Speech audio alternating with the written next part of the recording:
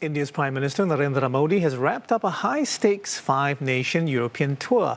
The India-Nordic summit was the highlight of the trip, but visits to the Netherlands and Italy also seen as crucial. And analysts say that it's a sign of India's broadening diplomatic outreach as it looks to reduce trade reliance on traditional partners and lock in partnerships in key areas such as semiconductors and green energy.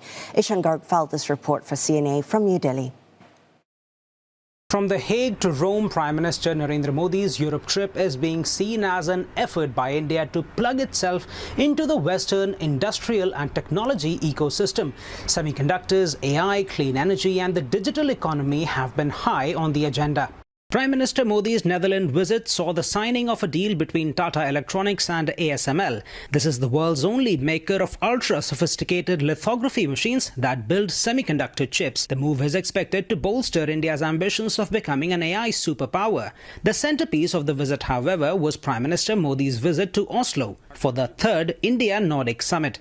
India and the five Nordic nations, Norway, Denmark, Finland, Iceland and Sweden elevated their relationship to a green technology and innovation strategic partnership. But analysts say deepening ties between India and the European High North is also shaped by geopolitics. India and Europe coming closer together because they both are under pressure from the US, from China, and in a way, as far as Europe is concerned, from Russia. It makes a lot of sense for the two sides to come together.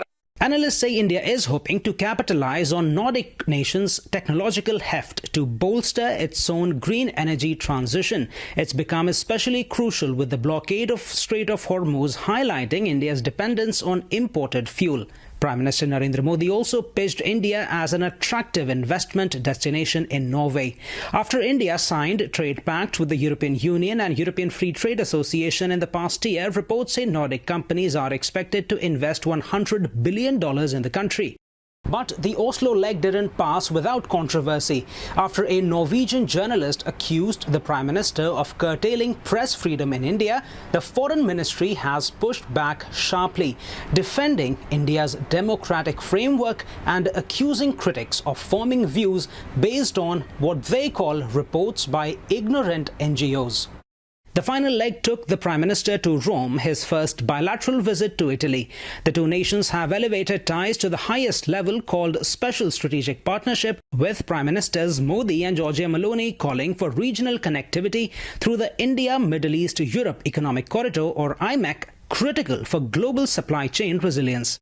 The turbulent situation in the Middle East raises some questions as to how soon and how much in the near future success would be achieved. But I think, as far as I know, in the discussions in Rome, both governments have shared a very positive outlook. Analysts believe this visit by Prime Minister Modi signals India's policy of strategic autonomy at play, as New Delhi pitches itself as a credible business partner as well as a bright investment destination in a troubled global economic climate. For CNA, I'm Ishan Garg in New Delhi.